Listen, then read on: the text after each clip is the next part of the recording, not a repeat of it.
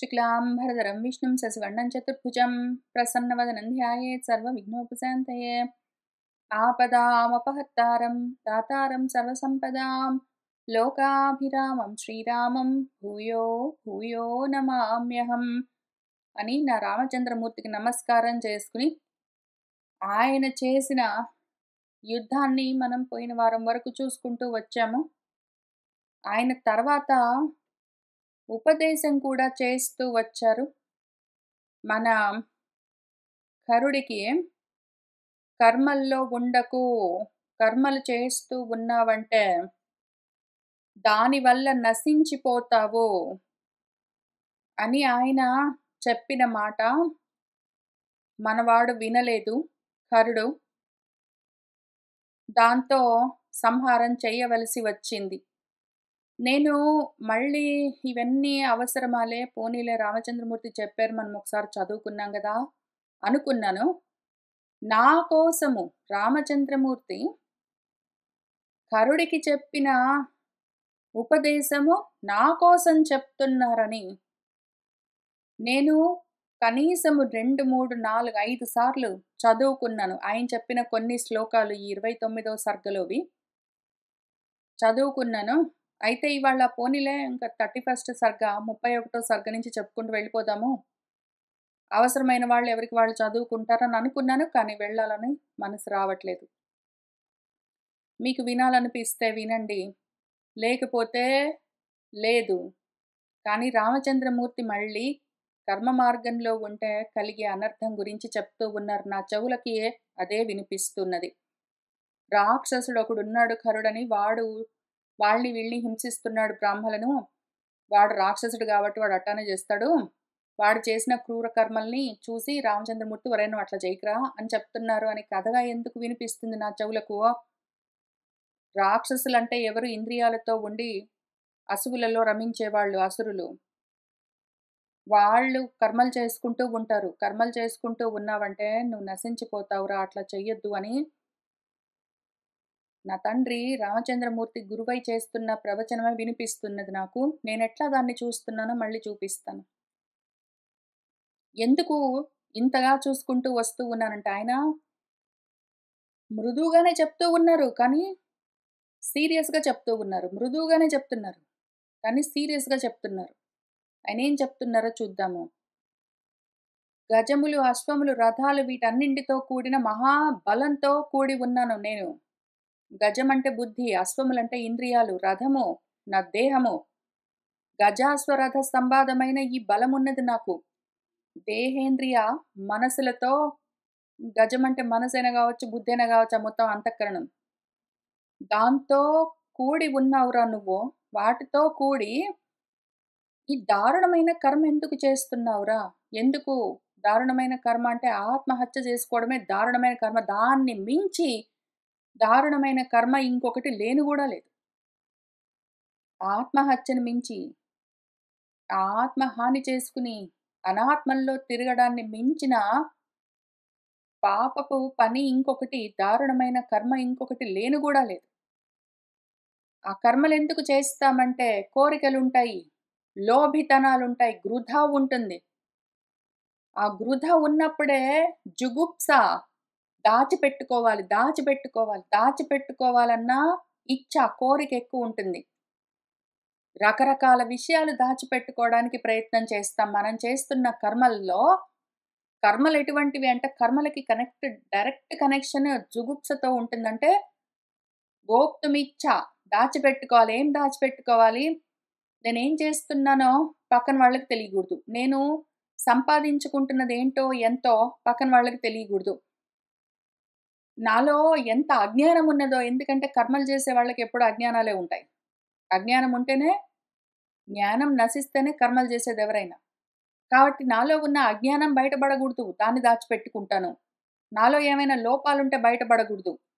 ఆ దేహం నేను అనుకుంటారు కదా కర్మలు చేసుకుంటున్న వాళ్ళు, ఆ దేహంలో ఉన్న లోపాలు బయటపడకూడదు, ఆ దేహానికి వస్తున్న వార్ధక్యం బయటపడకూడదని ప్రతిదీ దాచిపెట్టి ఉంచుకోవడానికి ప్రయత్నం చేస్తారు. పక్కన వాళ్ళకి తెలిసిందంటే ఏమో జరిగిపోతుంది అనుకుంటారు. ప్రతి వాళ్ళకి అవే ఉంటాయి.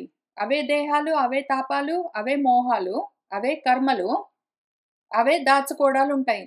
కానీ పక్కన వాళ్ళకి తెలియకుండా దాచుకోవాలన్న కోరికలతో ఉంటారు కర్మలు చేస్తూ ఉన్నవాళ్ళు ముఖ్యంగా.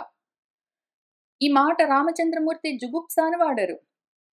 జుగుప్సకి చాలా సింపుల్ అర్థము. అసహ్యంగా, సర్వలోక జుగుప్సితమైన కర్మ చేస్తున్నావురా నువ్వు అంటే, అందరూ అసహ్యించుకునే పనులు చేస్తున్నావు నువ్వని దానికి ఏదైనా ఒక అర్థం చెప్పుకోవచ్చు. కానీ జుగుప్స అంటే అసలు యాక్చువల్‌గా దానికి ఆ పదానికి అర్థము దాచిపెట్టుకోవాలన్న కోరిక. అంటే లోభితనము ఒకటి ఉంటుంది. ఈ లోభితనం గురించి అసలు ఎక్కడ చెప్పబడి ఉన్నది అంటే మనందరికీ తెలిసే ఉండాలి. ఒక్కసారి కాదు ఆయన జుగుప్స అని వాడడము రామచంద్రమూర్తి ఇక్కడ జుగుప్స అన్నారు. మళ్ళీ ఆయన ఇంకో ఇంకో 2 చోట్ల అన్నారు జుగుప్స. లోక జుగుప్స అన్నారు. మళ్ళీ ఇంకో చోట అన్నారు. ఎన్ని సార్లు జుగుప్స అని వాడుతున్నారు నా తండ్రి అని చూసుకుని. ఎందుకు మాటి మాటికి జుగుప్స అంటున్నారు? కర్మలంటారు. నువ్వు అట్లాంటి కర్మలు చేశావంటే గోప్తుమిచ్చ ఉంటుందిరా నీకు అని చెప్తున్నారు. అని కలుపుకొని చూస్తే ఉపనిషత్తులో ఉన్న విషయం మీకు ఈ పాటికే గుర్తుకొచ్చుంటుంది. అది కూడా చూపిస్తాను. ఈశోపనిషత్తు అని పిలుస్తారు. లేదా దీన్ని ఈశావాస్యోపనిషత్తు అని పిలుస్తారు. అందులో మొదటి మంత్రంలో ఎందుకురా ఏమి సంపాదించుకోవాలని కోరుకుంటున్నావురా? ఈ జగత్తు మొత్తము నీది గాదు. నువ్వు ఎత్తుకించా ఏ కొంచెము చూస్తున్నా సరే మొత్తం జగత్తంతా నీ వల్లే వ్యాపించబడి ఉన్నది. నువ్వే వ్యాపిస్తే జగత్తుగా కనిపిస్తున్నది. ఆ మోహాన్ని దాని మీద మోహాన్ని నువ్వు వదిలిపెట్టావంటే అదంతా నువ్వే అన్న విషయం తెలుస్తుంది. దాన్ని ఆ విధంగా అనుభవించవలసి వస్తుంది. మా గృధః ఈ గృధ అంటే లోభితనము ఎందుకు? దాచుకోవాలన్న కోరిక ఎందుకు? ఎవరిది ధనము నీది గాదు. ఏమి సంపాదించాలని నువ్వు ఈ కర్మలన్నీ చేస్తూ తిరుగుతూ ఉన్నావో, కుర్వన్నేవ చేస్తూ ఉన్నావనుకో ఇంక చచ్చిందాకా ఇట్లనే ఉంటావు. బ్రతకాలన్న కోరికతో ఉంటావు. ఎందుకు అంటే బ్రతికినంత కాలం కర్మలు చేస్తూ ఉండాలని ఉంటావు. కర్మ చేశావంటే జీవిత ఇచ్ఛ ఉంటుంది. జీవిత ఇచ్ఛ ఎందుకుంటుంది? కర్మలు చేయాలంటేనే. ఆ రకంగా ఉన్నావంటే అందులోనే కలుపుకుని దాంతోటే కూడుకుని అసత్తుతోటే ఉంటావో, అట్లా చేశావంటే ఆత్మహత్య చేసుకుంటావు. నీకప్పుడు అంధకార బంధురమైన లోకాలే, ఆసురీ లోకాలే తగులుతాయి. అవే ప్రాప్తిస్తాయి. అట్లా చెయ్యొద్దు. ఆ విధంగా నిన్ను నువ్వు హత్య చేసుకోకు. ఆత్మకు దూరమై ఉండకు. ఆ రకంగా చేసిన వాళ్ళే జుగుప్సతో ఉంటారు. కర్మల్లో ఉన్నవాళ్ళు అంధేన తమసా ఆవృతాః లోకాః చేరుకుంటారు. గాఢాంధకారంతో, నిబిడాంధకారంతో నిండి ఉన్న లోకాలను చేరుకుంటారు. వాళ్ళు అక్కడే ఉంటారు, అక్కడే ఉంటారు, అక్కడే ఉంటారు. జుగుప్సతో ఉంటారు. అటువంటి వాళ్ళే విజిగుప్సతే అంటే దాచుకోవాలని చూస్తారు. గృధ ఉన్నవాళ్ళు, లోభితనం ఉన్నవాళ్ళు కర్మలు చేస్తూ ఉంటారు. దాచుకోవాలని చూస్తుంటారు. అంతా నేనని తెలుసుకున్నవాడు వాడికింక లోభమేమున్నది? కామక్రోధ లోభాలు మూడూ ఉండవు. కర్మలు ఉండవు. జన్మలు ఉండవు. వాడికి దాచుకోవాల్సిన అవసరం లేదు. ఎవరిదిరా ఇదంతా? కస్యస్విద్ ధనం ఎవడిదనుకుంటున్నావు ఇదంతా? అని ఈ కొద్ది మంత్రాల్లో మన ఈశావాస్యం చెప్పిన విషయమేమున్నదో అదే విషయాన్ని సర్వభూతాలని నీలో చూసుకో. నిన్ను సర్వభూతాల్లో చూసుకో. ఉన్నదంతా ఒకటే అని తెలుసుకో. ఇంక దాచుకునే అవసరం ఉండదు నీకు. నువ్వంతా వేరు వేరని చూసావంటే మాత్రము దాచుకోవాలన్న కోరికుంటుంది. దాచుకోవాలి అంటే సంపాదించాలి. అందుకు కర్మలు చెయ్యాలి. అందుకు ఆ గృధ ఉంటుంది. దాచుకోవాలని ఎందుకనిపిస్తుంది? ఎందుకు అంటే కావాలి ఇంకా కావాలన్న లోభితనం ఉన్నప్పుడే. అని ఏమి చెప్పారో ఈశావాస్యంలో. అదే విషయం ఆయన ఇక్కడ చెప్తున్నారు. నువ్వు ఆ కర్మలు చేసావంటే జుగుప్స ఉంటుంది నీకు. దారుణమైన కర్మ అది. కర్మలు దారుణంగా ఉంటాయి. అంధం తమస్సులోకి వెళ్ళిపోతావు. అవే దొరుకుతాయి నీకు. అటువంటి లోకాలే ఉంటాయి. భూతాలని బాధ పెడుతూ అవి ఉద్వేగం పొందుతూ ఉన్నాయంటే భూతాలను, ప్రాణులను నీకు వేరుగా ఉన్నాయనుకుంటావు. నిన్ను వాటిలో చూసుకోవడం, వాటన్నింటిని నీలో చూసుకోవడం నీకు రాకపోవడం వల్లే గదా! ఈ జిగుప్స అంతా ఉన్నది నీకు. దయ లేకుండా ఉంటావు. పాపకర్మలు, పాపమంటే పతన కారణము. జారిపోయే కర్మలన్నీ అజ్ఞానంలోకి, చీకట్లలోకి, అంధకార బంధురమైన లోకాల్లోకి జారిపోయే కర్మలన్నీ చేస్తూ ఉంటావు. మూడు లోకాల్లో నువ్వు ఇంత సంపాదించాను, అంత సంపాదించాను, ఇక్కడ దాచిపెట్టాను, అక్కడ కూడబెట్టానని ఏమో జుగుప్స దాచుకున్నవన్నీ, దాచుకున్నవన్నీ, దాచుకున్నవన్నీ ఏమైపోతాయి? అవి ఉండవు, నువ్వు ఉండవు. నువ్వు ఎంత ఈశ్వరుడివైనా సరే, నువ్వు ఎంత ఐశ్వర్యాన్ని, ఈశ్వరుడంటే ఐశ్వర్యాన్ని సంపాదించుకున్నవాడు. ముల్లోకాల్లో కావలసినంత ఐశ్వర్యాన్ని సంపాదించుకుంటే గూడా, ఆ ఐశ్వర్యాలు ఉండవు, సంపాదించుకున్నవాడు ఉండడు. ఎందుకంటే వాడు నేను వేరుగా ఉన్నాననుకుంటున్నాడు. అవన్నీ నాకు వేరుగా ఉన్నాయి, అందరూ నాకు వేరుగా ఉన్నారు అని అనుకుంటున్నవాడు, వీడు వేరుగా ఉన్నాడు అంటే అవన్నీ నశిస్తాయి. న తిష్టతి అటువంటి వాడు నిలబడి ఉండడు. ఆ గోప్తమిచ్ఛ ఉన్నది వాడికి, జుగుప్స ఉన్నది, దాచుకోవాలనున్నది, గృధ ఉన్నది వాడికి. అందుకోసం కర్మలు చేస్తూ ఉంటాడు. అటువంటి కర్మలన్నీ పాపిష్టి కర్మలు. అటువంటి కర్మలన్నీ దారుణమైన కర్మలు. కర్మలు చెయ్యరాదు, జ్ఞానంలోకి వెళ్ళో. దయ లేకుండా ఉంటావు, మిగిలిన వాళ్ళందరినీ వేరుగా చూస్తావు. వాడికున్నది నాకు లేదు, మా తమ్ముడికున్నది నాకు లేదు, నా మరిదికున్నది నాకు లేదు, నా చెల్లెలకున్నది, నా మరదలకున్నది, వాళ్ళకున్నది, వీళ్ళకున్నది, మా అమ్మ వాళ్ళు నాకివ్వలేదు, నా కొడుకులకి నేనివ్వాలి అని ఈ రకంగా ఉద్వేగంతోటుంటావు. వాళ్ళకు కూడా ఉద్వేగాన్ని కలిగిస్తావు, పాపాలు చేసుకుంటావు. జారిపోతావు, పాపమంటే పతనమైపోతావు. ఇవన్నీ లోకవిరుద్ధమైన కర్మలు. ఆత్మ అవలోకానికి అడ్డుపడే కర్మలివన్నీ. ఎందుకు చేస్తావు? క్షణదాచరుడివై ఉంటావు. క్షణికమైన సుఖాలనిచ్చే చీకట్లలో, నిశ రాత్రులలో తిరుగుతూ ఉంటావు. అంధకార బంధురమైన తమస్సులతో ఉంటావు. అందులో ఏవో కర్మలను ఆచరిస్తూ ఉంటావు. అక్కడక్కడే భ్రమిస్తూ, చరిస్తూ ఉంటావు. అటువంటప్పుడు ఏమవుతుందో తెలుసా? ఆ జనమే నిన్ను హంటి లేకుండా చేస్తారు. ఆ జన్మ నిన్ను మరణం దాకా తీసుకుని వెళ్తుంది. ఏమవుతుంది? ఆ ఉరగంలాగా, పాములాగా కబళించి వేస్తుంది. నశించిపోతావు. ఏమీ కామాలు, ఏమీ లోభాలు, ఏమీ పాపాలు, కోపాలు, తాపాలు, మోహాలు, రాగాలు, ద్వేషాలు, లోభాలు, ఈ 3 నరక ద్వారాలు. కామము, క్రోధము, లోభితనము, ఈ 3. కామం ఎందుకుంది అంటే లోభితనము. నీకు దాచుకోవాలన్న కోరిక ఉన్నది అంటే, అందుకని ముందు సంపాదించుకోవాలన్న కోరిక. దాంతో పక్కన వాడు అడ్డుపడుతున్నాడన్న ద్వేషము. అందుకని లోకంతో విరోధాలు. ఆ రకంగా తిరుగుతావు. లోభితనమైనా సరే, కామమైనా సరే, కోరికలతో, లోభాలతో నువ్వు ఏది చేసినా సరే ఏమవుతావు? పరవానైపోతావు. పరవంతుడివవుతావు. స్వవశంలో ఉండవు. ఆత్మస్థితిలో నుంచి అనాత్మల్లోకి జారుతావు. నీకు నువ్వే పరమైపోతావు. నీకు నువ్వే వేరైపోతావు. బ్రహ్మ మార్గంలో నుంచి జారిపోయిన వాడు, భ్రష్టమైపోయిన వాడు దుఃఖమే చూస్తాడు. బ్రహ్మ మార్గంలో ఉండు నువ్వు, జ్ఞాన మార్గంలో ఉండు. కర్మల్లో ఉన్నావంటే, గృధలతోటున్నావంటే, కోరికలతో ఉన్నావంటే, దాచుకోవాలని చూస్తూ ఉన్నావంటే, నాకున్నది నాకు, నా పిల్లలకు వేరే వాడికి తెలియకూడదు. వాడు నావి తీసుకున్నాడు, వీడు నావి తీసుకున్నాడు. ఏమి తీసుకున్నాడు, ఎవడికి తీసుకున్నాడు, ఉన్నదంతా ఒక్కటే, అది నువ్వని చెప్తూ ఉంటే, అంతగా చెప్తూ ఉంటే, అంతగా చెప్తుంటే రోజూ వింటావు. మళ్ళీ నాది, నా మరిదిది, నా మరదలది, నా అమ్మది, నా నాన్నది, నా తాతది అని అన్ని లెక్కలన్నీ గడతావు. దాచుకుంటావు, దాచుకుంటావు. ఏం చేస్తావు? నువ్వు పడిపోయిన తర్వాత నువ్వు ఉండదు, నీ దేహము ఉండదు, నీ సంపాదించుకున్న ధనము ఉండదు, ఇల్లు ఉండదు, పిలికున్న ఉండదు. ఏముంటాయని నీకంత గృధ.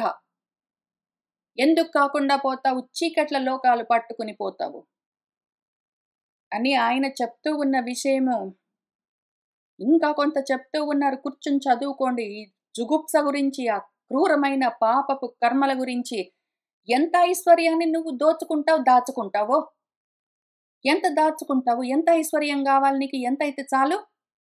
నీ జానెడంత పొట్టకి, మూరెడంత బాడీకి ఎంత కావాలి నీకు? ఎన్ని ఇళ్ళు కావాలి? ఎన్ని దేశాల్లో ఇళ్ళు కావాలి? ఎన్ని ప్రదేశాల్లో భూములు కావాలి? ఎన్ని బ్యాంకుల్లో డబ్బులు కావాలి? ఎందుకు కావాలి? ఎందుకు అందరితో కొట్లాడుతున్నావెందుకు?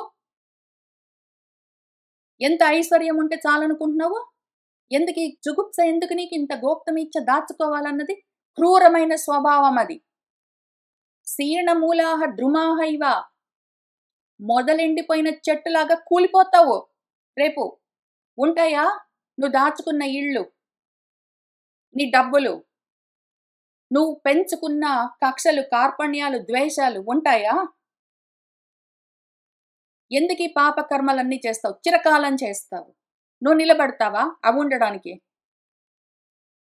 పాపం చేశావంటే పోతావట్లనే ఘోరమైన నరకాల్లోకి, చీకట్లలోకి. అంతకాలం వచ్చిందంటే ఎవ్వరూ ఆగరు. పువ్వులన్నీ పుష్పించిన తర్వాత ఋతువు మారిపోయిందంటే ఏమవుతాయి? రాలిపోతాయి. అట్లా నువ్వు రాలుతావు. నువ్వుంటావా? దాచుకుంటున్నావు కూర్చొని. అటువంటి పాపపు లోకాలన్నీ, పాపపు కర్మలు చేసిన వాళ్ళు పాపపు ఫలాలతో పొందుతారు. విషాన్నం తిన్నవాడు ఎట్లా తప్పనిసరిగా నశిస్తాడో, ఇటువంటి విషయాలన్న అనుభవాలను భుజిస్తున్నవాడు అట్లానే నశిస్తాడు. క్షణదాచరుడివై తిరుగుతావా నువ్వు? క్షణికమైన ఐశ్వర్యాల కోసం, అనుభవాల కోసం, సుఖాల కోసము వాటిలో చరిస్తూ ఉంటావా నువ్వు? ఏమైపోతావో చూసుకున్నావా? విషాన్నం తిన్నట్టు విషయాలన్నింటినీ అనుభవిస్తూ ఉంటావా? దాచుకుంటూ ఉంటావా? ఏమైపోతావు నువ్వు? పాపమాచరిస్తూ ఉన్నవాడు, అప్రియంగా ఉన్నవాడు, అదిగో నేను నా ఇల్లండి, వాడండి అనుకుంటూ నువ్వు గొడవలన్నీ పెట్టుకుని అందరితో అప్రియంగా ఉన్నావంటే, ద్వేషాలన్నీ పెంచుకున్నావంటే వాడుండడు, నువ్వుండడు, నువ్వేమైతావు అని ఆయన చెప్తూ ఉన్నారు. ఆయన ఇంకా చాలా చెప్పారు. ఓపిక చేసుకుని చదువుకోండి తెలుస్తుంది. అయితే ఈ ఈశావాస్యోపనిషత్తు చదువుకోండి. లేదా రామచంద్రమూర్తి చెప్తున్న ఈ ఉపదేశం చదువుకోండి. లేదా మీరే కూర్చొని ఆలోచించుకోండి. ఎన్నిసార్లు చదువుతారు? చదివిందే చదివారు, విన్నదే విన్నారు. మనసుతో ఆలోచన చేసుకోండి. ఇంకా ఇప్పటికి కూడా ఎప్పుడు పోతారో తెలీదు. అయినా కూడా ఆ దేహాలు ఉంటాయా, ఊడతాయా తెలియకుండా ఏదో గాలిలో ఆకుల్లాగా రెపరెపరాలుతున్న ఆ దేహాలను చూసుకుని ఇంకా దాచుకోవడానికి ఏంటో ఆలోచనలన్నీ చేస్తారు. వాటి గురించే మాట్లాడుతుంటారు ఇప్పటికి కూడా. దేహాలు పడిపోయే సమయాలు ఆసన్నమైనాక కూడా ఇప్పటికి కూడా మళ్ళీ ధనం మీద, దాచుకోవడం మీద, కొంపల మీద, గూళ్ళ మీద అంత లోభితనము అవసరమా? ఏమైపోతారు? ఆలోచించుకోండి. రావణాసురుడిలాగా నశించిపోతారు. వాడేమయ్యాడు? కరుడేమయ్యాడు? దూషణుడేమయ్యాడు? త్రిశిరసుడేమయ్యాడు? మనమేమవుతాము? అసురంతో ఉన్న లక్షణంతో ఉన్నామంటే అంతే అవుతాము. అసువులలో రమిస్తున్నాము, ఇంద్రియాలతో రమిస్తూ ఉన్నాము. దాచుకోవాలి, దాచుకోవాలి. అది కావాలి, ఇది కావాలి, దాచుకోవాలి. వాడికొద్దు, వీడికొద్దు, నాకు కావాలి అని అదే మనస్థితితో ఉన్నవాడు ఒక్కొక్కడు ఏమైపోయాడు? ప్రతిరోజు కూర్చొని చదువుతాము.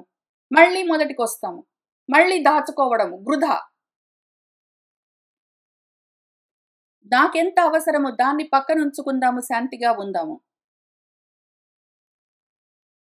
అని ఆలోచించుకున్నవాడు పైకెళ్తాడు. కావాలనుకున్నవాడు ఇంకా కావాలి, ఇంకా కావాలనుకున్నవాడు గృధతోటి ఉన్నవాడు దాచుకోవాలి అని విజిగుప్స, ఉత్తది కూడా కాదు, విశేషమైన జుగుప్సతో ఉన్నవాడేమవుతాడు? అదిగో అసుర్యాహ నామ లోకాహ అంధేన తమస ఆవృతాహ అన్ని దొరుకుతాయి. ఆత్మహత్యలు చేసుకొని ఉంటారు ఒక్కొక్కళ్ళు. ఆలోచన చేసుకోండి. ఊరికే విన్నాం కదా అని లేచి దులుపుకొని పోవడం కాదు. మీ అందరికీ చెప్పడం కాదు. నా కోసం చెప్పుకుంటున్నాను.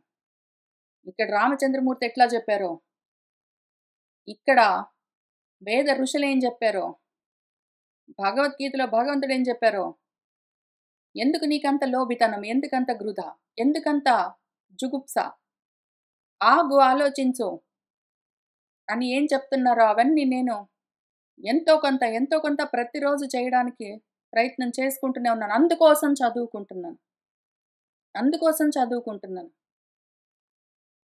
కథ తెలుసుకోవడం కోసం కాదు. నా బాగు కోసం నాకేం చెప్తున్నారన్న మాటల్ని తెలుసుకుంటున్నాను. ఊరికే తెలుసుకోవడం, వినడం, కూర్చోవడం కాదు. దులుపుకొని లేచిపోవడం కాదు. ఆచరించడానికి ప్రయత్నం చేసుకుంటున్నాను. అందుకని చదువుకుంటున్నాను. సరే, ఈ రకంగా వృధా ఉన్న వాళ్ళందరూ ఎటువంటి లోకాలు పట్టిపోతారు అంధతమస్సుతో కూడినవి. ఎటువంటి విధంగా ఎంత ఐశ్వర్యమున్నా సరే, ఎంతటి ఈశ్వరుడైనా సరే ఎట్లా నశించిపోయాడు అని చూపిస్తారు. అప్పటికైనా భయము, సిగ్గు కలిగితే, ఆ భీతి, ఈ హ్రీ ఆ 2 కలిగితే, ఇటువంటి మోహంలో నుంచి బయటపడేందుకు నాకు అవకాశం ఉంటుంది కాబట్టి అందుకని చదువుకుంటున్నాను రామాయణం. సరే, రావణాసుడని ఒకడున్నాడు. వాడి సంగతి చూద్దాం. మళ్ళీ కథలోకొస్తున్నాను. రామచంద్రమూర్తి ఆ విధంగా ఒక 14,000 మంది రాక్షసులను సంహారం చేశారు. కరుడుని కూడా సంహరించిన తర్వాత ఆయన ఇంకా ఆశ్రమంలోకొస్తూ ఉన్నారు. ఆ గుహ దగ్గర నిలబడి పైన అక్కడి నుంచి చూస్తూ ఉన్న లక్ష్మణస్వామి, సీతమ్మ కూడా కిందికి దిగొచ్చారు. సీతమ్మ చాలా సంతోషించి మాటి మాటికి ఆమె భర్తను ఆలింగనం చేసుకుంటూ ఉన్నది. ఆ విధంగా ఉన్న చోట మనము పోయిన వారము ఆపాము. ఇంకక్కడి నుంచి వెళ్దాము. తతః శూర్పణఖా దృష్ట్వా సహస్రాణి చతుర్దశ హతాని ఏకేన రామేణ రక్షసాం భీమకర్మణాం. తతః ఇంక మన శూర్పణఖ ఒకసారి ఆమె వెళ్ళింది, రామచంద్రమూర్తిని కావాలని అడిగింది. ఆయన కాదు అంటే లక్ష్మణ అన్నది. లక్ష్మణుడు కాదు అంటే ఆమె మళ్ళీ గొడవ చేసింది. ఈలోగా ముక్కు చెవులు కోసేసరికి ఆమె సరే అని వెళ్ళి కరుడికి చెప్పింది. కరుడు ఒక 14 మందిని పంపించాడు. 14 మందిని రామచంద్రమూర్తి లేపేశారు. మళ్ళీ ఆలోచించుకుంది. మళ్ళీ గట్టిగా అరుస్తూ మళ్ళీ వెళ్ళింది. రెండోసారి. మొదటిసారి అట్లనే గట్టిగా అరుస్తూ వెళ్ళింది. ఒక 14 మందిని పంపిస్తే వెనకాల ఈడ్చుకుని వచ్చింది. వాళ్ళందరూ అట్నుంచి అటే వెళ్ళిపోయారు. మళ్ళీ గట్టిగా అరుస్తూ ఏడుస్తూ పరిగెత్తింది. మళ్ళీ కరుడు. ఈసారి ఆయన, త్రిశిరసుడు, దూషణుడు వాళ్ళందరూ ఒక 14,000 మందిని తీసుకొని వచ్చారు. అందరినీ రామచంద్రమూర్తి మళ్ళీ అదే పని లేపేశారు. మళ్ళీ అరుస్తూ ఇప్పుడు ఈసారి ఎటు వెళ్తుందో చూద్దాం. మన శూర్పణఖ 14,000 మంది ఏకైన రామేణ ఒక్క రాముడి చేత హతాన్ని చనిపోయారని చూసుకున్నది.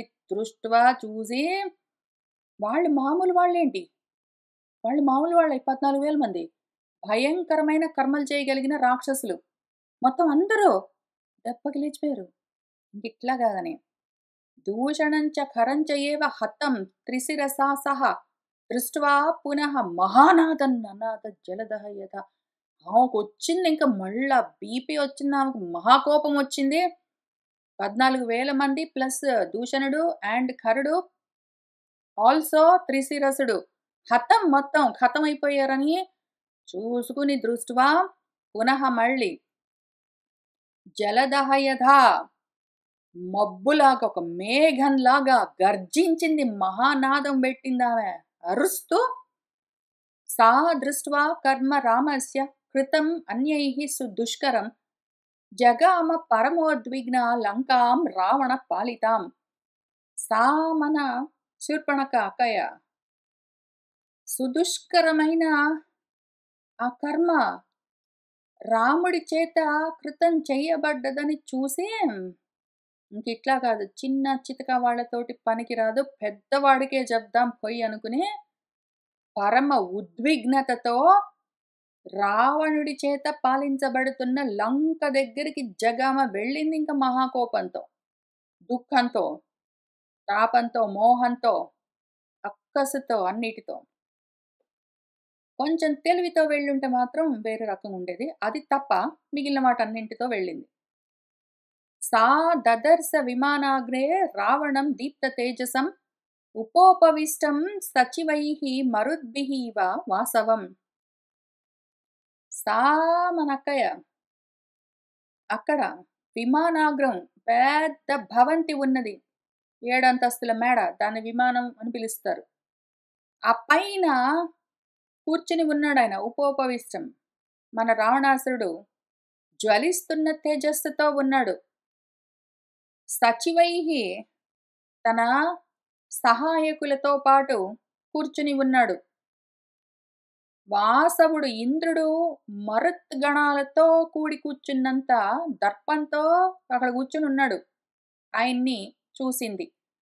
ఆసీనం సూర్య సంకాసే కాంచనే పరమాసనే రుక్మవేదిగతం ప్రాజ్యం జ్వలంతం ఇవ పావకం. సూర్య సంకాశము, సూర్యుడి వంటి ప్రకాశంతో ఉన్న బంగారుమయమైన ఒక శ్రేష్టమైన పెద్ద సింహాసనంలో ఆసీనం కూర్చున్నాడు. ఎట్లా అంటే రుక్మవేదిగతం, బంగారపు వేదికలో గొప్పగా ఆజ్యధారలన్నీ వేస్తూ ఉంటే భగభగ జ్వలిస్తున్న అగ్నిలాగా అక్కడ కూర్చునున్నాడు. దేవ గంధర్వ భూతానాం ఋషీణాం చ మహాత్మనాం అజేయం సమరే శూరం వ్యాత్త ఆననం ఇవ అంతకం. దేవతలు, గంధర్వులు, భూతాలు, ఋషులు, మహాత్ములు ఎవరైనా సరే వాళ్ళందరి చేత జయింప శక్యం కాకుండా అజేయుడై ఉన్నాడు ఆయన. యుద్ధం చేశాడంటే మాత్రం ఆయన్ని గెలవడం కష్టం. అటువంటి వాడు మహాశూరుడు పాపము. వ్యాత్త ఆననం ఇవ అంతకం, అంతకుడిలాగా విశాలమైన నోరుతో ఆయన యుద్ధానికి బయలుదేరాడంటే ఇంకా అంతకుడే. దేవాసుర విమర్దేషు వజ్రాసనికృత వ్రణం ఐరావత విషాణాగ్రైహి ఉత్కృష్ట కిణవక్షసం. దేవతలు, అసురులు ఒకానొక సమయంలో ఎన్నోసార్లు యుద్ధాలు చేసుకుంటూ ఉంటే దేవాసుర సంగ్రామాలు అన్నింటిలో కూడా ఈయన కూడా వెళ్ళిపోయి యుద్ధాలన్నీ చేస్తే పాపం ప్రతిసారి గెలుస్తూనే ఉన్నాడు. అయితే వాళ్ళు కూడా ఊరికినే వస్తారేంటి దేవతలు వాళ్ళందరూ. ఒక ఆయన వజ్రాయుధాన్ని పట్టుకొని వస్తాడు. అదే అసని సంకాశం. అది పిడుగులాంటి వజ్రాయుధం పట్టుకుని వచ్చి ఆయన్ని ఫెడి ఫెడి ఫెడి అని కొడుతూ ఉంటే దాంతో కృతము తయారైన వ్రణాలన్నీ పుండ్లు కాయలు కాసాయి ఆయన దేహం అంతా. ఆయన దేవతలతో యుద్ధం చేస్తున్నప్పుడు ఇంద్రుడు వజ్రాయుధం పెట్టి కొడితే ఆయన శరీరం అంతా దెబ్బలు తగిలి ఆ వజ్రాయుధంతో అవన్నీ వ్రణాలు పుండ్లయ్యాయి. ఆ వూన్స్ అన్ని కనిపిస్తున్నాయి. దెబ్బలు తగ్గి కానీ అదో వజ్రాయుధంతో తగిలిన దెబ్బ అని తెలుస్తుంది. అవి చాలా ఉన్నాయి ఆయనకి. వజ్రాయుధానికే లొంగడాయన. అటువంటి వాడు, మొండివాడు. ఇంకా అంతేకాదు పాపము, ఇంద్రుడు వజ్రాయుధం పట్టుకొని ఉరుక్కుంటే ఎందుకు వస్తాడు? ఐరావతం ఎక్కి వచ్చేసరికి దాని విషాణాలు ఉంటాయి కదా, వాటి దంతాలు, ఆ దంతాలతోటి పాపం ఏనుగు ఊరుకోవచ్చు కదా, అది కూడా గుచ్చేదినని. అట్లా గుచ్చేసరికి ఉత్కృష్టము గుచ్చి వదులుతూ ఉంటే దాంతో కిణవక్షసం, ఆయన వక్షస్థలం నిండా కాయలు కాసాయి. అట్లా ఉన్నాయి, అవన్నీ కనిపిస్తున్నాయి. వింసద్భుజం దశగ్రీవం దర్శనీయ పరిచ్ఛదం విశాల వక్షసం వీరం రాజలక్షణ శోభితం. ఒక 20 భుజాలతో ఉన్నాడు, 10 తలకాయలతో ఉన్నాడు. దర్శనీయమైన పరిచ్ఛదం, చక్కటి అందమైన కనువిందైన వస్త్రాలను ధరించాడు. రాజలక్షణాలతో శోభిల్లుతూ ఉన్నాడు. వీరుడు మనవాడు. విశాలమైన వక్షస్థలంతో ఉన్నాడు. స్నిగ్ధ వైడూర్య సంకాశం తప్త కాంచన కుండలం సుభుజం శుక్లదశనం మహా ఆస్యం పర్వతోపమం. స్నిగ్ధము అంటే దట్టంగా ఉన్న వైడూర్యంలాగా ఉన్నట్టు ఆయన రత్నంలాగా ఉన్నాడు. కాల్చిన బంగారం లాగా థళథళ మెరుస్తూ ఉన్న కుండలాలతో ఉన్నాడు. చక్కటి భుజాలతో ఉన్నాడు. తెల్లటి పళ్ళతో ఉన్నాడు. పెద్ద ముఖంతో ఉన్నాడు. పర్వతంలాగా అక్కడ కూర్చుని ఉన్నాడు. విష్ణు చక్ర నిపాతై చ శతశః దేవ సంయుగే అన్యై శస్త్ర ప్రహారై చ మహాయుద్ధేషు తాడితం. విష్ణు చక్రాలు కూడా పాపము చాలా తాకే. విష్ణు చక్రం కూడా ఏమీ చేయలేకపోయింది మన అన్నగారిని. శతశః వందల దెబ్బలు కనిపిస్తున్నాయి. విష్ణు చక్రము రై రై రై రై అని ఎన్నిసార్లు కొయ్యడానికి ఆయన్ని ప్రయత్నం చేసిందో గాని దాని అంచులు గుర్తులు ఒక 100 కొద్దీ ఉన్నాయి ఆయన దేహం నిండా. ఏదో రైల్వే ట్రాక్ లాగా. అయినా మనవాడు లొంగలే, దానికి కూడా లొంగేకిలే ఆ దేవదానవ యుద్ధంలో. ఇంకా అవే కాదు, విష్ణు చక్రము, ఇంద్రుడి వజ్రాయుధము, ఆయన ఏనుగు దంతాలు, ఈయన గరుత్మంతుడి కోరలు, దాని ముక్కు, వాటితో చేసిన ఏదో కాళ్ళతోటి వాళ్ళతోటి రక్కిన గాయాలు, పుండ్లు, కాయలు అవన్నీ ఉన్నాయి. అంతేగాదు అన్యైః శస్త్రప్రహారైః ఇంక ప్రతి వాళ్ళు తలా ఒక ఆయుధం తెచ్చి యుద్ధం చేసే ఉంటారు గదా! అవన్నీ గూడా ఉన్నాయి. ఆ మహాయుద్ధాల్లో ఎన్ని సార్లు దెబ్బలు తిన్నాడో. కానీ మాత్రం దేనికి లొంగేది లేదు. దేనికి చావులేదు. आहताङ्गं समस्तैः च देवप्रहरणैः तदा अक्षोभ्याणां समुद्राणां क्षोभणं क्षिप्रकारिणम्. అసలు సమస్తైః దేవ ప్రహరణైః దేవతలు రకరకాల ప్రహరణాయుధాలన్నీ తీసుకొనొచ్చి అన్నీ ఉపయోగించారు. అన్నీ ఉపయోగించారు. వాటన్నిటితో దెబ్బలు తిన్న శరీరం అది బాగా పదునుదేలి రాటుదేలి ఉన్నది. దెబ్బలు తిని, తిని, తిని, తిని ఆయన దేహము ఇంక అట్లా ఉన్నదది రాటుదేలి. అసలా మనవాడు ఎటువంటి వాడు? అక్షోభ్యమైన సముద్రాలనే ఏ కదలికలు లేకుండా, అలలు లేకుండా, నిశ్చలంగా ఉన్న సముద్రాలను గూడా అల్లకల్లోలం చేయగలిగిన వాడు, క్షోభ పెట్టగలిగిన వాడు మనవాడు. క్షిప్రకారిణం పనులు వేగంగా చేస్తాడు మనవాడు. క్షేప్తారం పర్వతేంద్రాణం సురాణం చ ప్రమర్దనం ఉచ్చేత్తారం చ ధర్మాణం పరదారాభిమర్శనం. ఇంతున్నయి గదా! ఇంతున్నయి, ఇంతున్నయి. ఏమున్నాయి? 1, 2 గాదు ఆయనకి. ఓ 10 తలకాయలున్నాయి, ఒక 20 చేతులున్నాయి, బాగా బలమున్నది, చాలా తెలివితేటలున్నాయి, అసలు ఎంతో ధైర్యమున్నది, అసలు అవున్నాయి, ఇవున్నాయి, డబ్బులున్నాయి, డుబ్బులున్నాయి, ఐశ్వర్యమున్నది, మంత్రులున్నారు, అన్నీ ఉన్నాయి గదా! కర్మలు బాగా చేయగలడు, అన్నీ చేయగలడు. కానీ వాటితో ఏమి జేస్తాడు మన అన్న? ఇదిగో ఇవి. పర్వతాలను ఎత్తి విసిరేస్తుంటాడు. లేదా దేవతలని నుగ్గు నుగ్గు చేస్తుంటాడు. లేదా ధర్మాన్ని మొత్తమే మొదల్నించి పెళ్లగిస్తుంటాడు. లేదా పరుల యొక్క భార్యలను ఎత్తుకొచ్చి అనుభవిస్తుంటాడు. ఇదిగో ఇట్లాంటి పనులు చేస్తాడు. ఆ బాడీ బెట్టుకుని, అన్ని తలకాయలు బెట్టుకుని, అన్ని చేతులన్నీ బెట్టుకుని, అన్ని డబ్బులన్నీ బెట్టుకుని, అంత బలం బెట్టుకుని చేసేదేమిరా అంటే ఇట్లాంటి పనకమాలిన పనులు. సర్వ దివ్య అస్త్రయోక్తారం యజ్ఞ విఘ్నకరం సదా పురీం భోగవతీం ప్రాప్య పరాజిత్య చ వాసుకిం. సర్వ దివ్యమైన అస్త్రాల్ని ప్రయోగించడంలో ఆయన మొత్తం ఆరితేరి ఉన్నాడు. యజ్ఞాలు ఎక్కడ ఉన్నా సరే విఘ్నం గ్యారంటీగా చేస్తూ ఉంటాడు సదా ఎల్లప్పుడు. ఒకానొక సమయంలో ఏం చేశాడు మనవాడు? భోగవతి పురికెళ్ళాడు. ప్రాప్య వెళ్ళి అక్కడ వాసుకిని పరాజిత్య వాసుకిని ఓడించి అక్కడ కూరుకోకుండా తక్షకస్య ప్రియాం భార్యాం పరాజిత్య జహార యహ. యహ ఏ వీడున్నాడో రావణాసుడు భోగవతి నగరానికి వెళ్ళాడు. అక్కడ వాసుకిని ఓడించి తక్షకుణ్ణి పరాజిత్య ఓడించి ఆ తక్షకుడి ప్రియమైన భార్య ఉన్నది పాపము. ఆ ఇల్లాల్ని అదిగో బలవంతంగా జహార ఎత్తుకొచ్చుకున్నాడు. కైలాస పర్వతం గత్వా విజిత్య నరవాహనం విమానం పుష్పకం తస్య కామగం వై జహార యహ. అక్కడ కూరుకుంటాడేంటి?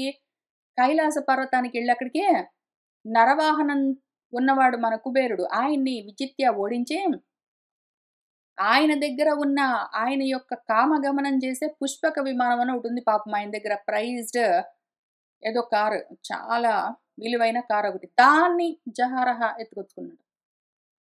వనం చైత్రరథం దివ్యం నళినీం నందనం వనం వినాశయతి యః క్రోధాత్ దేవోద్యానాని వీర్యవాన్. లేదా అదిగో చైత్ర రథాలకి దివ్యమైన పద్మాల కొలనుల వాటి దగ్గరికి వెళ్తాడు. లేదా నందనవనానికి వెళ్తాడు. లేదా రకరకాల దేవతల ఉద్యానవనాలన్నింటికి వెళ్తాడు. ఎందుకో మరి వీడికి ఇంత కోపం. అక్కర్లేకుండా వెళ్ళి వాడికి తిక్క వచ్చిందంటే అదిగో వాటన్నిటిని నాశనం చేస్తుంటాడు. ఎందుకు వాటి దగ్గరికి వెళ్ళి వాటిని దుంపనాశనం చేయడం ఎందుకు? నీకు ఇష్టమైతే దూరం నుంచి చూసి పోని సంతోషించు కదా! లేదా పోనీ వాటిని ఆక్రమించి నువ్వు అనుభవించు గదా! వెళ్ళి వాటిని పాడు చేయడం. చంద్రసూర్యౌ మహాభాగౌ ఉత్తిష్టంతౌ పరంతపౌ నివారయతి బాహుభ్యాం యః శైలశిఖరోపమః. పాపం ఆ మహాభాగ్యవంతుల 2 చంద్రుడు, సూర్యుడు వాటి పని వాటికుంటాయి. మరి కాలాన్ని నడిపించాలంటే ఈ 2 తిరుగుతుండాలి.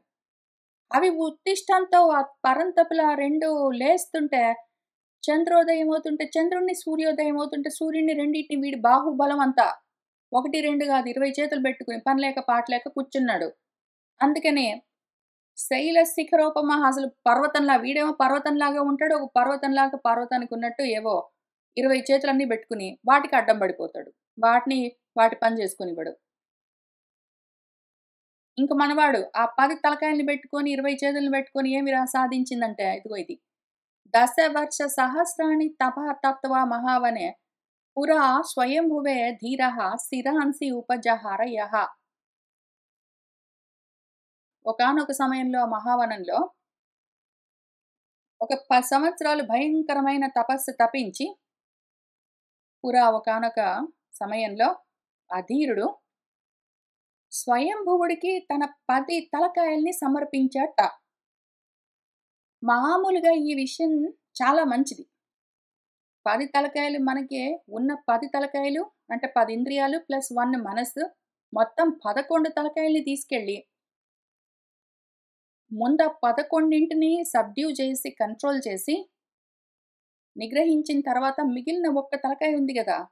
ఏక బిల్వం దాన్ని తీసుకెళ్ళి శివార్పణం చేశామంటే, స్వయంభువుకి భగవంతుడికి అర్పించామంటే అది చాలా మంచి విషయం. అది జనరల్‌గా జ్ఞాన మార్గంలో ఉన్న వాళ్ళకి, జ్ఞానులకి సంబంధించిన విషయం. మనవాడు అటువంటి వాడు గాదు గదా!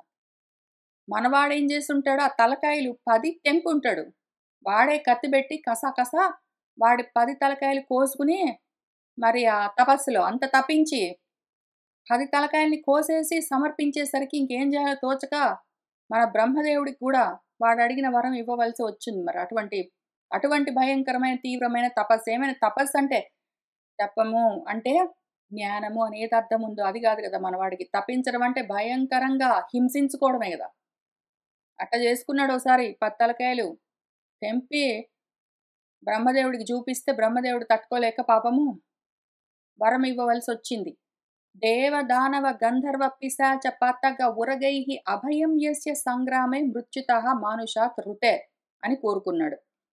మనుషులు తప్ప దేవతలు, దానవులు, గంధర్వులు, పిశాచాలు, పతగాలు, పక్షులు, ఉరగాలు, పాములు వీటన్నింటితో మృత్యువు లేకుండా అభయం కావాలని యుద్ధం చేశానంటే వేటితో నాకు చావుండరాదని ఏంటో తెచ్చుకున్నాడు మంచి శుభం. మంత్రైః అభిష్టుతం పుణ్యం అధ్వరేషు ద్విజాతిభిః హవిర్దానేషు యః సోమం ఉపహంతి మహాబలః. వీళ్ళు ద్విజాతులు పాపము బ్రహ్మవేత్తలు ఆ వేదం చదువుకున్న వాళ్ళు అధ్వరాలు యజ్ఞాలు ఏమైనా చేసుకుంటూ ఉంటే, ఆ చేసుకుని ఈ యజ్ఞాలు పూర్తవుతున్న సమయంలో ఆ సోమరసాన్ని పిండి వాళ్ళు హవిర్దానేషు ఆ యజ్ఞ పాత్రల్లో ఉంచుకుని మంత్రాలతో దాన్ని పుణ్యంగా, పావనకరంగా చేసుకుని, తర్వాత దేవతలకు సమర్పించి వాళ్ళు పుంజుకోవడం ఇట్లాంటివన్నీ ఉంటాయి. ఇంక యజ్ఞాలు పూర్తవుతున్న సమయంలో. మనవాడు మహాబలం. ఏం చేస్తాడు ఆ బలంతోటి పనికొచ్చే పనేమీ లేదు గాబట్టి, వెళ్ళి ఆ సోమాన్ని ఉపహంతి అనవసరంగా చెడగొడతాడు. ఆప్త యజ్ఞహరం క్రూరం బ్రహ్మజ్ఞం దుష్టచారిణం వాడు అయిపోతుంది ఇంక యజ్ఞం అంటే ఇంక వెళ్లి చెడగొట్టడం. క్రూరుడు వాడు, దుర్మార్గుడు, బ్రహ్మద్వేషి, దుర్మార్గంగా, దుష్టమైన మార్గంలో చరించేవాడు. కర్కశం నిరనుక్రోశం ప్రజానాం అహితే రతం రావణం సర్వభూతానాం సర్వలోక భయావహం. కర్కశుడు వాడు, కఠినాత్ముడు, అనుక్రోశ దయ అన్నది లేనివాడు, నిరనుక్రోశవాడు, ప్రజలకు అహితమే కోరుకునేవాడు రావణాసుడు. సర్వభూతాలకు భయంకరుడు వాడు. రావణం అంటే ఏడిపించేవాడు. సర్వభూతాలకు రావణుడు వాడు, ఏడిపించుకుని తిరిగేవాడు. సర్వలోకాలకు భయాన్ని కలిగించేవాడు. అటువంటి వాణ్ణి రావణాసురుణ్ణి మన రాక్షసీ భ్రాతరం శూరం సా దదర్శ మహాబలం తం దివ్య వస్త్ర ఆభరణం దివ్యమాల్య ఉపశోభితం ఆసనే సుపవిష్టం చ కాలకాలమివ ఉద్యతం రాక్షసేంద్రం మహాభాగం పౌలస్త్య కులనందనం. మన రాక్షసీ శూర్పణఖ తన సోదరుణ్ణి అశూరుణ్ణి ఆమె దదర్శ చూసింది. ఆయన మహాబలుడు. అక్కడ కూర్చున్న సమయంలో అప్పుడు దివ్యమైన పూలమాలలు వాటన్నిటితో శోభిల్లుతున్నాడు. దివ్యమైన వస్త్రాలు, ఆభరణాలన్నీ ధరించాడు. ఉదయిస్తున్న కాలకాలుడిలాగా ఆసనంలో సుఖంగా ఉపవిష్టం కూర్చున్నాడు. మహాభాగ్యవంతుడు. పులస్త్యుడి కులానికి ఆనందాన్ని కలిగించేవాడు, పౌలస్త్య కులంలో పుట్టినవాడు మన రాక్షస ఇంద్రుడు, రాక్షసేంద్రుడు ఆడ కూర్చొనుంటే వాళ్ళ చెల్లెలు చూసింది. రావణం శత్రుహంతారం మంత్రిభిః పరివారితం అభిగమ్య అబ్రవీత్ వాక్యం రాక్షసి భయవిహ్వల. ఆ రావణాసురుడు శత్రువులని అంతు చేసేవాడు, శత్రువులను సంహరించేవాడు. మంత్రులతో పరివేష్టుడై అక్కడ కూర్చునుంటే ఆమె మన రాక్షసి భయంతో వణికిపోతూ ఆయన దగ్గరికి వెళ్ళి అభిగమ్య ఇదం వాక్యం అబ్రవీత్, ఈ విధంగా అన్నది. ఆమె ఏమన్నదంటే, తం అబ్రవీత్ దీప్త విశాల లోచనం ప్రదర్శయిత్వా భయమోహ మూర్ఛిత సుదారుణం వాక్యం అభీతచారిణి మహాత్మన శూర్పణక విరూపిత. తమ్ ఆయనతో మన శూర్పణక, ఇంతకీ శూర్పణక ఎవరు? ఆ మహాత్ముడైన రామచంద్రుడి చేత విరూపిత,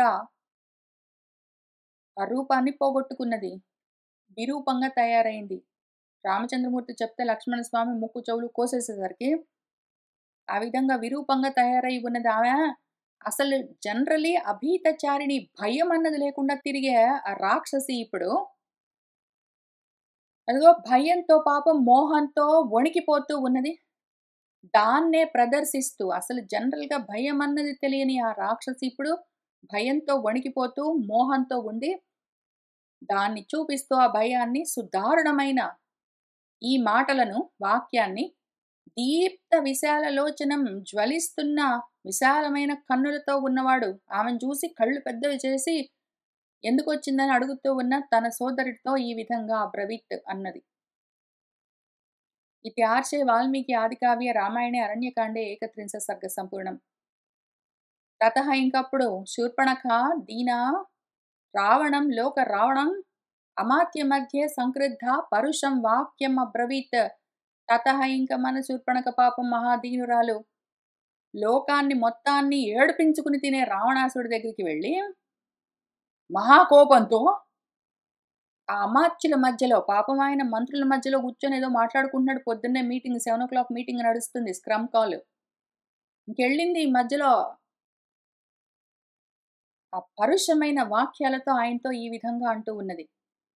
ప్రమత్తః కామభోగేషు స్వైరవృత్తః నిరంకుశః సముత్పన్నం భయం ఘోరం బోద్ధవ్యం నవబుధ్యసే.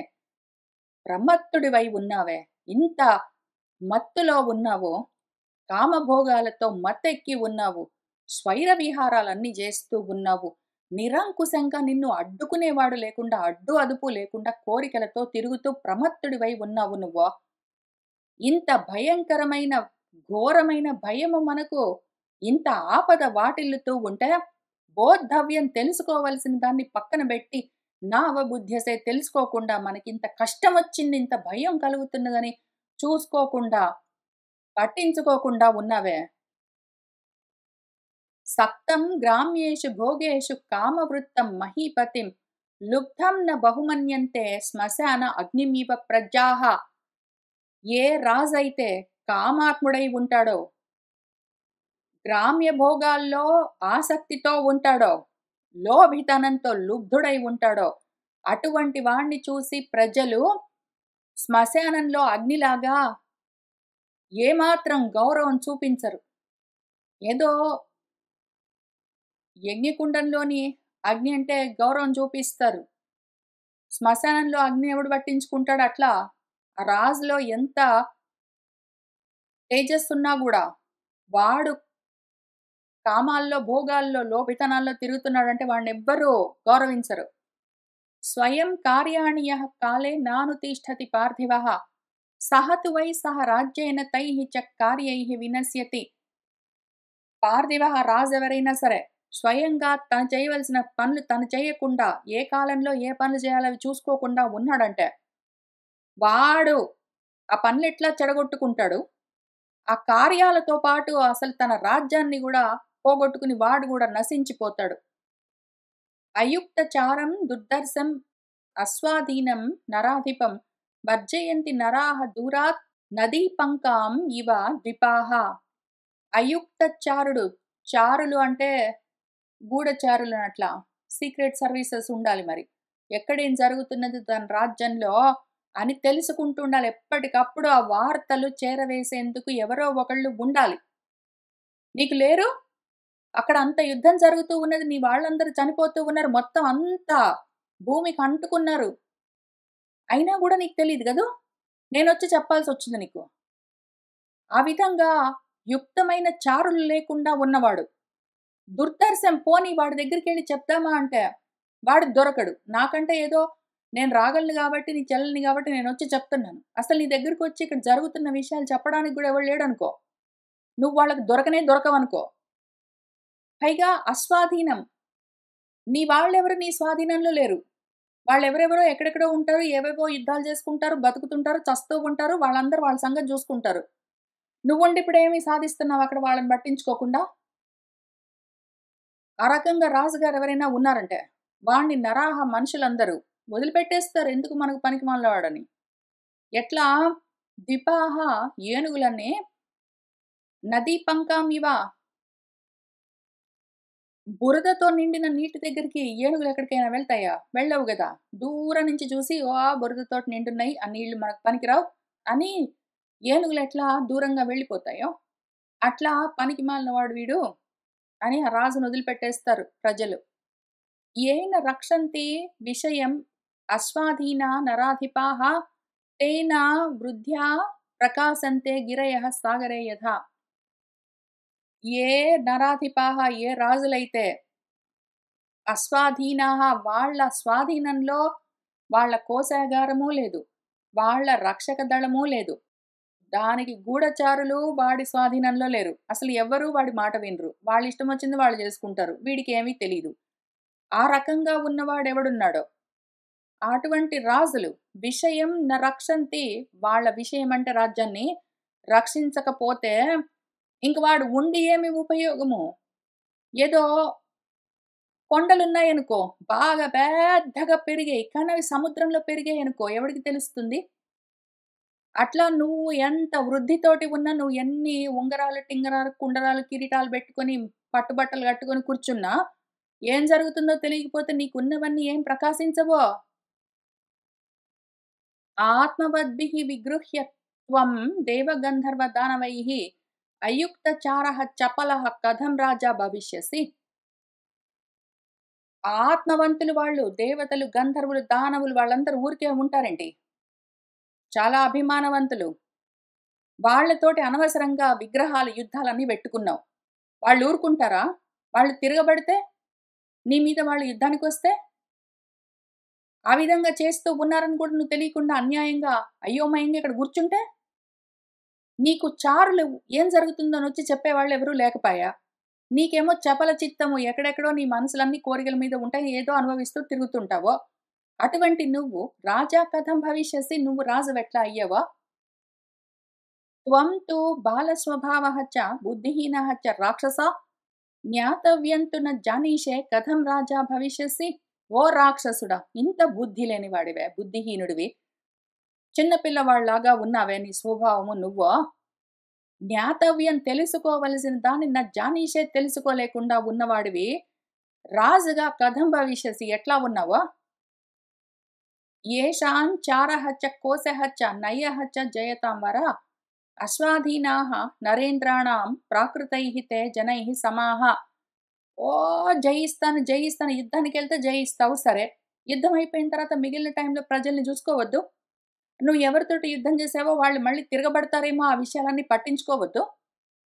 ఆ నయము ఏదైతే నీ జ్యూరిస్డిక్షన్ ఉందో, ఏదైతే నీ న్యాయస్థానం మొదలైనదుందో, ఆ జ్యుడిషియరీ సిస్టమ్ అదంతా నీ చేతిలో ఉండాలి. కోశాగారము, ట్రెజరీ అంతా నీ చేతిలో ఉండాలి. చారులు, సీక్రెట్ సర్వీసెస్ అన్నీ నీ చేతిలో ఉండాలి. ఉన్నాయా? చారులు అంతంత మాత్రం, కోశం అంతంత మాత్రం, నీ న్యాయస్థానం ఎక్కడుందో తెలీదు. నీ ప్రజలందరూ ఎక్కడెక్కడో ఉంటారు. ఏంటో చేసుకుంటారు. అటువంటప్పుడు ఆ విధంగా ఏ రాజులకైతే, నరేంద్రులకైతే ఇవన్నీ వాడి చేతిలో లేకుండా అస్వాధీనంగా ఉంటాయో, అటువంటి రాజులందరూ సామాన్యమైన ప్రజలకి, రాజుకి ఇంక తేడా ఏముంది? వీడు గూడా సామాన్యమైన ప్రజల్లాంటి వాడే. రాజున్నాడంటే ఇవన్నీ ఉండాలి వాడికి. ఇవన్నీ లేవు, వాడి చేతిలో లేవు అంటే వాడింక ఏం రాజు? వాడు కూడా మామూలు మనిషి.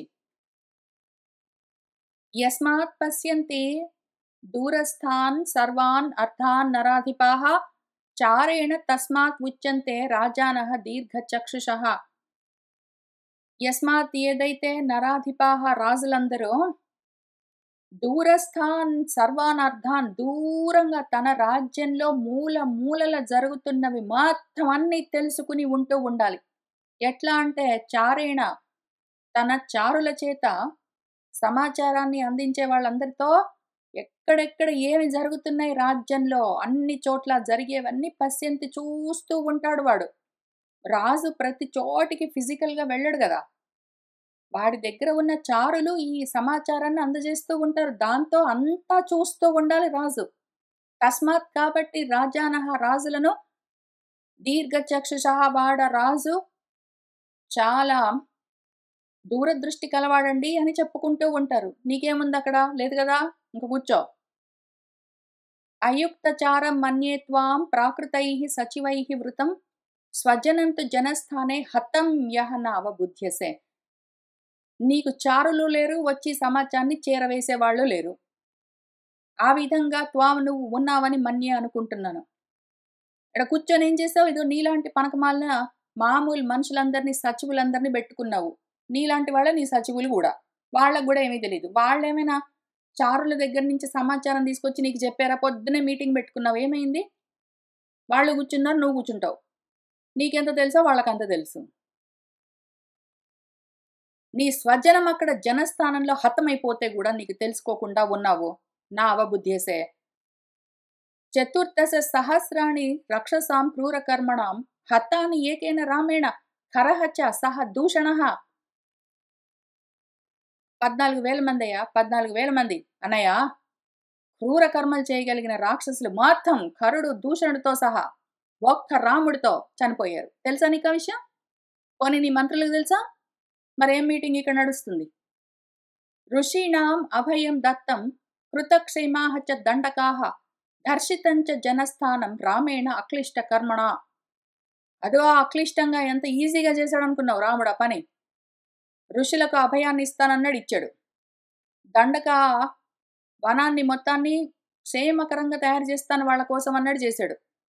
జనస్థానాన్ని మొత్తం దుంపనాశనం చేశాడు, మనం లేకుండా చేశాడు. నువ్వేం చేస్తున్నావు ఇక్కడ? తు లుబ్ధః ప్రమత్తః చ పరాధీనః చ రావణ విషయేష్వే సముత్పన్నం భయం యః నావబుధ్యసే. నువ్వు ఇక్కడ కూర్చున్నావు లుబ్ధం, ఈ లోభితనంతో లుబ్ధుడివై, ప్రమత్తుడివై, పరాధీనుడివై, ఏది నీ అధీనంలో లేక ఓ రావణ, స్వే విషయ నీ విషయంలో నీ రాజ్యంలో జరుగుతున్న ఉత్పన్నమైన ఇంత ఉత్పాతాన్ని యహ ఏ నువ్వైతే నావబుధ్యసే తెలుసుకోకుండా ఉన్నావో, తీక్ష్ణం అల్ప ప్రదాతారం ప్రమత్తం గర్వితం శఠం వ్యసనే సర్వభూతాని నా అభిధావంతి పార్థివం.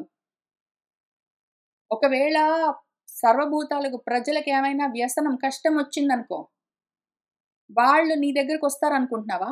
ఎవడైతే శఠుడు, మొండివాడు, దుష్టుడు, గర్విష్ఠుడు, ప్రమత్తుడు, ఏది పట్టించుకోడు, వెళ్తే కూడా అంతంత మాత్రంగా అడిగింది కొంత కొంతగా ఇస్తే ఇస్తాడు, లేతలేదు. తీక్ష్ణమైన తీవ్రమైన మనస్తత్వం కలిగిన వాడైతే అటువంటి రాజు దగ్గరికి కష్టం వస్తే మాత్రం ప్రజలు వెళ్తారనుకుంటున్నావా? నా అభిధావంతి వెళ్ళరు. వాడు మూర్ఖుడు, మొండివాడు, వాడు గర్విష్టివాడు, అమ్మో తీవ్రమైన మనస్తత్వం కలిగిన వాడు, వెళ్తే కూడా ఏమి చెయ్యడు అని వాళ్ళు రారు ప్రజలు. అతిమానినం అగ్రాహ్యం ఆత్మ సంభావితం నరం క్రోధినం వ్యసంతే హంతి స్వజనః అపి మహీపతిం. అతిమానినం వాడికి గర్వం, పొగరెక్కువ. అగ్రాహ్యం అయినా సరే ఏదో ఒకటి పట్టుకుందామంటే దొరకడు రాజుగారు. ఎప్పుడు బిజీగా ఉంటాడు వేరే పనులలో. వాడేవో అనుభవాలతోటి, కోరికలతోటి ఆడుకుంటూ తిరుగుతాడు, దొరకడు. ఆత్మ సంభావితం, వాడి గురించి మాత్రం గొప్పలన్నీ చెప్పుకుంటూ తిరుగుతూ ఉంటాడు. అటువంటి మనిషి ఎవడైనా ఉన్నాడంటే. పైగా వాడికి మహాక్రోధం, కోపము, గర్వము, చెప్తే వినడు, అసలు దొరికి సావడు. అటువంటి రాజుంటే స్వజనోపి, అసలు తన వాళ్లే కష్టం వస్తే వాళ్లే చంపేస్తారు. కష్టమొస్తే వాడి దగ్గరకొచ్చి వాళ్ళ కష్టాలు చెప్పుకోవడం గాదు. ఇట్లాంటి రాజు ఉండి ఉపయోగం లేదని చంపేస్తారు. మన వేణుడిని మన పృథు చక్రవర్తి వాళ్ళ నాన్నని చంపేసినట్టు. నానుతిష్ఠతి కార్యాణి భయేషు న బిభేతి చ క్షిప్రం రాజ్యాచ్యుతః దీనః తృణైః తుల్యః భవిష్యతి. ఏ రాజైతే భయపడవలసిన పరిస్థితుల్లో భయం లేకుండా వాడికసలేం భయపడాలన్న విషయం తెలియకుండా కూర్చుంటాడు. కష్టం వచ్చిందని గూడా తెలియకుండా ఉన్నాడు వాడు. పనులా ఏమీ జెయ్యడు. ఊరికనే కూర్చుంటాడు. ఊరికే మీటింగ్‌లు పెట్టుకొని డిస్కషన్‌లన్నీ ఏమి వాళ్ళకెంత తెలిసింది? నీకెంత తెలిసింది? దేని గురించి డిస్కషన్? మీటింగ్‌లన్నీ పెట్టుకొని కూర్చుంటావు. పనేమైనా జరుగుతుందా ఇక్కడ? అటువంటి రాజు క్షిప్రం వెంటనే రాజ్యంలో నుంచి చ్యుతుడవుతాడు. దీనుడై చివరికి తృణైః తుల్యః భవిష్యతి. గడ్డి పరకతో సమానమవుతాడు వాడు. ఎందుకు పనికి రాకుండా పోతాడు. శుష్కైః కాష్టైః భవేత్ కార్యం లోష్టైః అపి చ పాంశుభిః నతు స్థానాత్ పరిభ్రష్టైః కార్యం స్యాత్ వసుధాధిపైః. వాడెందుకు పనికి మాలిన వాడు, ఎందుకు పనికి రాకుండా పోతాడు. గడ్డి పరకకు సమానం అన్నాను గాని, గడ్డి పరకని ఎందుకు అనడం. గడ్డి పరకలో, ఎండిపోయిన కర్ర పుల్లలో, ఏవో మట్టి పెడ్డలో, దుమ్ము ధూళికి కూడా ఏదో ఒక పనుంటుంది. కార్యం భవేత్, ఏదో ఒక ఉపయోగానికి వస్తాయి అవి గూడా. ఇటువంటి పనకమాలిన రాజులు అందుకు గూడా పనికిరారు. స్థాన పరిభ్రష్టమైన రాజు, అటువంటి వసుధాధిపులు ఏ కార్యానికి, ఏ పనికి పనికి రాకుండా ఉంటారు. ఉపభుక్తం యథా వాసః స్రజః వా మృదితాః యథా ఏవం రాజ్యాత్ పరిభ్రష్టః సమర్థోపి నిరర్ధకః. ఏ రాజైనా సరే రాజ్యం లేదేం లేదంటే ప్రజలు పనకమాలిన రాజుని రాజ్యంలో రాజుగా కూర్చోబెట్టరు. రాజ్యం లేని రాజు ఉండి ఉపయోగం లేదు. సమర్థత ఉంటే ఏమయ్యా, దాన్ని నువ్వు వాడాలి గదా! నిరర్ధకంగా కూర్చొనున్నావు. ఎంత వ్యర్థమంటే, ఇక్కడ నేనేదో జెప్పాను పాపం గడ్డి పరక అన్నాను. దాన్నెందుకు చులకన చేయడము? గడ్డి పరకకి, ఎండిపోయిన కట్టె పుల్లకి, రాళ్ళకు, రప్పలకు గూడా ఎంతో కొంత ఉపయోగం ఉంటుంది. నీలాంటి వాళ్ళు ఎందుకు పనికిరారంటే ఎంతనో తెలుసా? ఉపభుక్తం తిని వదిలిపెట్టేసిన అన్నము ఎంత ఉపయోగము. ఏదో మృదితాః స్రజః వా వాసః వా, వాడి నలిగిపోయిన వస్త్రాలు, పూల దండలు ఎంత పనికొస్తాయి. వాడిపోయినాక నలిగిపోయిన పూలమాలకి ఎంత విలువుంటుందో, వాడిపోగా చివికిపోయిన వస్త్రాలకి ఎంత విలువుంటుందో, తినేసిన అన్నానికి ఎంత విలువుంటుందో నీకంత అర్థమైందా? అది నీ విలువ. అప్రమత్తః చ యః రాజా సర్వజ్ఞః విజితేంద్రియః కృతజ్ఞః ధర్మశీలః చ సః రాజా తిష్ఠతి చిరం.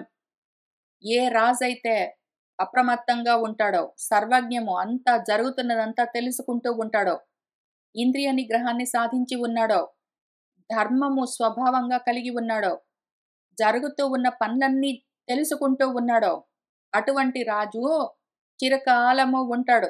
నీ వంటి పనకమాలిన వాడు ఉండి ఉపయోగం లేదు. నయనాభ్యాం ప్రసుప్తోపి జాగర్తి నయచక్షుషా త్యక్త క్రోధః అప్రమాదః చ సహ రాజా పూజ్యతే జనైః. ఒక్కొక్కసారి రాజు గూడా మరి దేహంతో ఉంటాడు. కళ్ళు మూసుకొని నిద్రపోవాల్సొస్తుంది. అటువంటప్పుడు కూడా వాడి నయము, వాడి గూఢచార వర్గము, వాడి మంత్రులు వాళ్ళందరూ ఆ మంత్రాంగమంతా మంత్రివర్గము ఎవరో ఒకళ్ళు ఫుల్ టైము పని చేస్తూనే ఉంటే 24 అవర్స్ షిఫ్ట్స్‌లలో అట్లా జాబ్స్ చేస్తూనే ఉంటే, సమాచారాన్ని తెలుసుకునేవాళ్ళు తెలుసుకుంటూ ఉంటారు. చేరవేసేవాళ్ళు చేరవేస్తూ ఉంటారు. దాన్ని అందిపుచ్చుకునే మంత్రులుండాలి. ఇదంతా ఒక అడ్మినిస్ట్రేటివ్ డిపార్ట్‌మెంట్, సీక్రెట్ సర్వీసెస్ అన్నీ కలిసి పనిచేస్తుండాలి. ఆ రకంగా ఆ వ్యవస్థ ఎప్పుడూ మెలుకునుండాలి. శరీరాలు నిద్రపోయినా గూడా అసలు ఆ వ్యవస్థ మెలుకునుండాలి. అట్లా ఉన్న రాజెవడున్నాడో, కోపం లేకుండా ఉన్నవాడు, ప్రమత్తత లేకుండా అప్రమత్తంగా ఉన్నవాడెవడున్నాడో, అటువంటి రాజు జనుల చేత పూజింపబడతాడు. త్వం తు రావణ, మరి నువ్వో దుర్బుద్ధియే. గుణైః ఏతైః వివర్జితః యస్య తే అవిదితః చారైః రక్షసాం సుమహాన్ వదః. ఓ రావణ, నువ్వు దుర్బుద్ధి. ఏమిరా నీ బుద్ధి నువ్వు? ఈ చెప్పిన గుణాలు ఒక్కటి లేకపోయినా నీలో, ఇక్కడ 2 పద్యాల్లో చెప్పా నేను. ఈ 20లో, 21లో 2 పద్యాల్లో చెప్పిన గుణాలు ఒక్కటి నీలో లేవు. ఆ రకంగా ఉన్నావే. ఏదైతే నువ్వు మన రాక్షసులకు జరిగిన ఇంత గొప్ప వధ మొత్తం అందరూ తుడిచిపెట్టుకుని పోయారన్న విషయము, నీ చారులతోటి నీకు ఇంతవరకు తెలుసుకునే శక్తి సామర్థ్యాలు లేవు. పరావమంతా విషయేషు సంగతః న దేశకాల ప్రవిభాగ తత్వవిత్ అయుక్త బుద్ధిః గుణదోష నిశ్చయే విపన్న రాజ్యః నచిరాత్ విపత్స్యసే. పరావమంతా పరుల చేత అవమానాలు పొందుతూ విషయేషు సంగతః విషయాలతో అనుభవాల మీద కోరికలతో ఉండి వాటితో ఆసక్తితో ఉండి దేశము, కాలము, పరిస్థితులు అని తెలుసుకుని ఏ టైంలో ఎక్కడ ఏమి చెయ్యాలి అని తెలుసుకుని కర్మలు చేసే శక్తి సామర్థ్యాలు ఆ తత్వం తెలియక అయుక్త బుద్ధి గుణాలు, దోషాలు నిశ్చయించడంలో బుద్ధి కూడా సరిగ్గా పనిచేయక ఉన్న వాడెవడుంటాడో రాజు, అటువంటి వాడు విపన్న రాజ్య వాడి రాజ్యానికి ఆపద కలుగుతుంది విపన్నము. నచ్చిరాత తొందరలేనే వాడు కూడా విపత్సితే వాడికి కూడా గొప్ప ఆపద కలుగుతుంది. జరుగుతున్నది ఏంటో తెలియాలి. అందులో మంచి చెడేంటో తెలియాలి. నీకు జరుగుతున్నదేంటో తెలీదు. గుణదోషాలు చూసే బుద్ధి లేదు. తెలుసుకునే శక్తి లేదు. జరుగుతున్నదేంటో తెలుసుకునే శక్తి లేదు. దాని గురించి ఏం చెయ్యాలి అని గుణదోషాలు నిశ్చయించే బుద్ధి లేదు. విషయాల్లో తగులుకుని ఈ విధంగా పరాధీనుడివై తిరుగుతూ ఉన్నావు. నీ రాజ్యానికి వచ్చిన ఆపద చూసుకోవట్లేదు. దానికింత ఆపద వచ్చిందంటే నువ్వుంటావా? అది నీ ఆపద కాదు. ఇతి స్వదోషాన్ పరికీర్తితాన్ తయా సమీక్ష్య బుద్ధ్యా క్షణదాచరేశ్వరః ధనేన దర్పేణ బలేన చ అన్వితః విచింతయామాస చిరం సహ రావణః. రావణాసురుడు ఒక 20 పద్యాల పైగా చదివింది అక్కడ కూర్చొని తిట్ల దండకం. ఇది ఈ విధంగా తయా ఆమె చేత స్వదోషాన్ పరికీర్తితాన్ తనలోని దోషాలన్నింటినీ లెక్కబెట్టి ఆమె మొత్తం ఇన్ని దోషాలు ఎక్కడున్నాయి, ఒకటి ఉంది పాపం, పట్టించుకోలేదు, ఆయనకి తెలియలేదు, అదొక పెద్ద దోషం. అక్కడ ఇంతమంది చనిపోయారా, నిజమా, ఇంకా తెలియలేదే అని ఆయన బుద్ధి పెట్టి సమీక్ష ఆలోచించుకున్నాడు. మన క్షణదాచరేశ్వరుడు పాపం క్షణికమైన కోరికల మీదే ఆయన మనసంతా చెరుస్తుంటుంది. అయినా కూడా ఈ టైంలో ఆయనకి డబ్బులు ఉన్నాయి, దర్పము ఉంది, బలము ఉంది, అన్నీ ఉన్నాయి. అయినా కూడా మనకి ఈ విషయం తెలియలేదా, నిజంగా అంత జరిగిందా అక్కడ అని కొంచెం చిరకాలం కాసేపు బానే తీవ్రంగా మనవాడు విచింతయామాస అన్ని విధాలుగా ఆలోచించుకున్నాడు. ఎందుకు మనకు తెలియకుండా పోయిందే ఈ విషయము, ఎక్కడొచ్చింది లోపము, ఈ దయ్యం వచ్చి చెప్తుందంటే దానికి తెలిసే ఉంటుంది, అది అక్కడే కదా తిరిగేది, అక్కడక్కడ జనస్థానంలో తిరిగేది, అది వచ్చి చెప్తుందంత క్లియర్గా, అంటే దాని ముక్కు చవి చూస్తే కూడా తెలుస్తూనే ఉంది విషయం ఏంటో జరిగినట్టుంది అక్కడ, మనకు తెలియకపోయినే అని పాపం చాలా తీవ్రంగా ఆలోచించుకుంటున్నాడు. అన్న ఇత్యార్చే వాల్మీకి ఆదికావ్య రామాయణ అరణ్యకాండే ద్వాత్రింశ సర్గ సంపూర్ణం. సర్వం శ్రీ సీతారామచంద్ర ప్రభు పాదార విందార్పణమస్తు. మంగళం కోసలేంద్రాయ మహనీయ గుణాత్మనే చక్రవర్తి తనుజాయ సార్వభౌమాయ మంగళం. వేద వేదాంత వేద్యాయ మేఘశ్యామమూర్తయ పుంసాం మోహ రూపాయ పుణ్యశ్లోకాయ